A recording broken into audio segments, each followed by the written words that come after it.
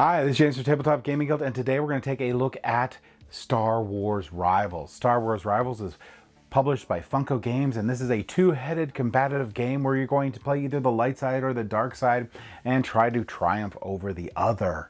Let's go ahead down to the table here. I'll show you how to play this game, and then we're going to come back and I'm going to give you my final thoughts.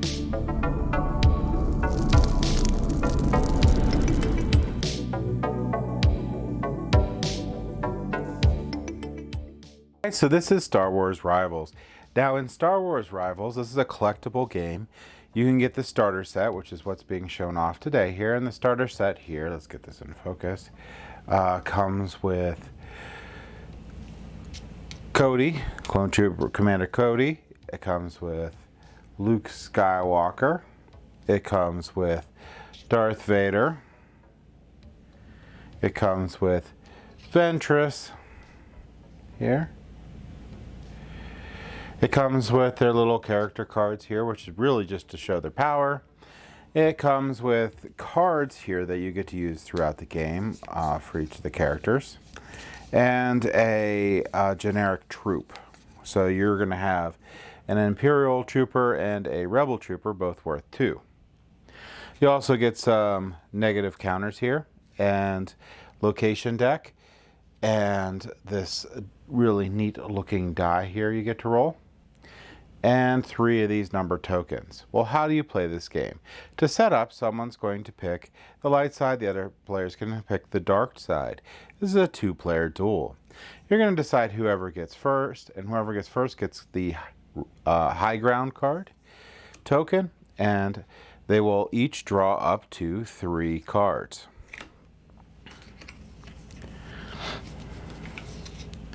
You will then place out 3 locations. And then make sure you space them out enough that you can put out the 1, the 2, and the 3 here. So you know there's the first, second, and third location. The player who has the high ground, or first player, is going to roll this die. This die is going to say a couple different things. This V here means the largest location or highest numbered location, so there's a tie. So both these locations will be resolved at the end of the round. If they rolled this 1 and 2, the first and second would be resolved. If they did this 1 and 3, the first and third, and then here's all of them. Players, starting with the start player, the person on the high ground, are going to take turns putting their tokens in the different locations. Before they do that, they're going to take a look at their 3 cards, select one, and put it face down. Then they'll place out their units.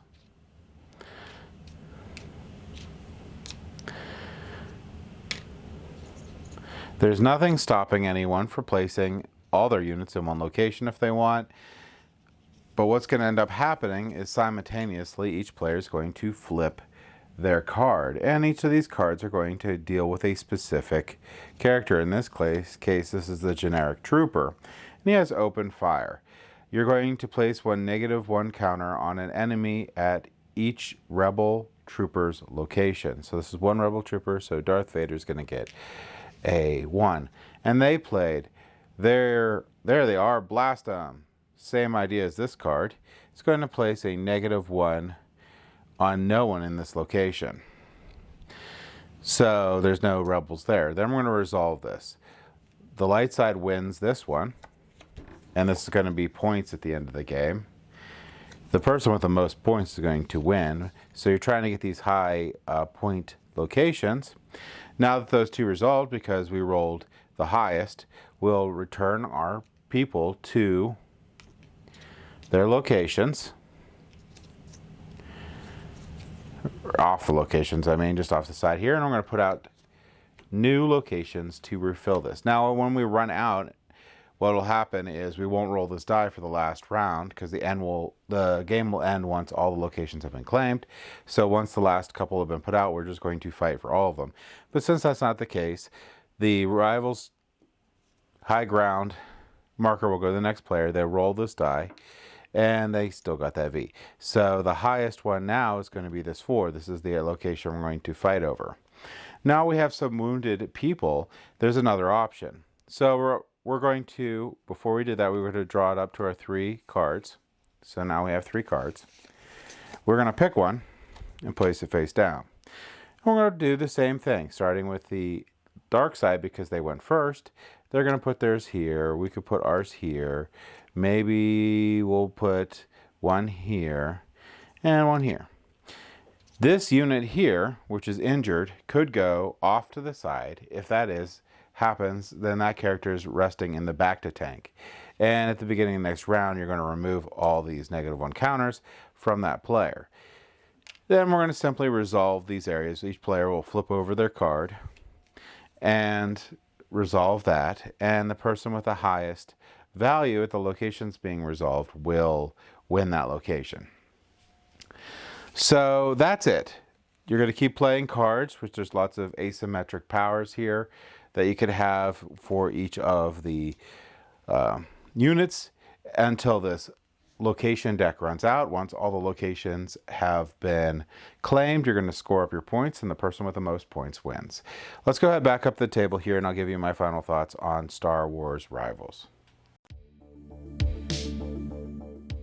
Okay, so that was Star Wars Rivals.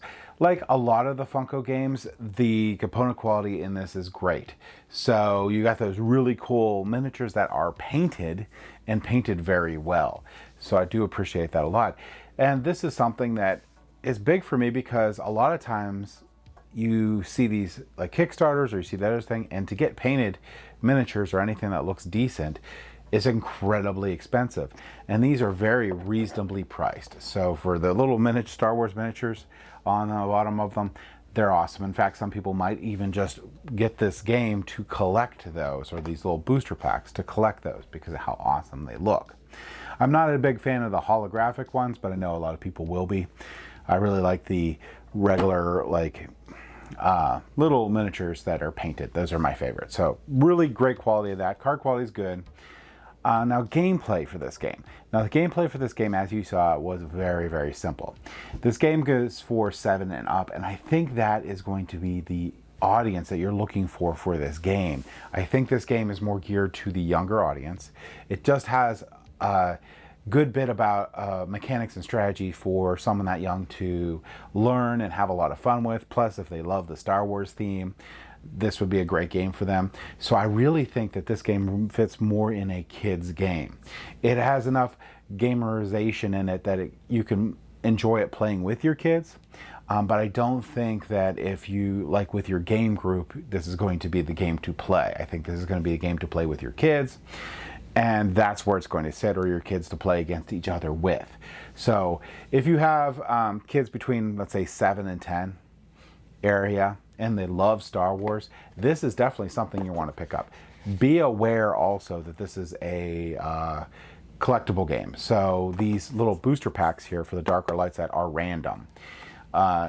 You don't have to collect all of those things. You could just use the starter set and play with just the starter set and be perfectly fine.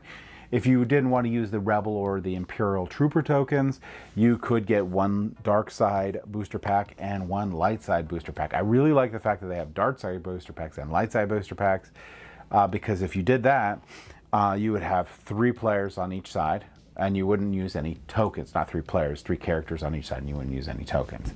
And you wouldn't have to buy any more if you didn't want. Now, these are really cool, so maybe you do want to collect all the little Star Wars figures and all their little holographic things. That's up to you. I'm just saying that you don't have to. You could just play with the starter set with your kids and maybe pick up a dark side, light side booster pack. And if they really like it, maybe, pick up more, because they all these characters do have like asymmetric powers and unique cards with unique abilities just for that character, which are really thematic and fitting. So that's my thoughts on Star Wars Rivals. So to reiterate, I think this game is great to play with kids or have as a kid's game. Not necessarily going to be the game that you're going to play at an adult game group game night. But all right, so that's my thoughts on it. Thank you for watching.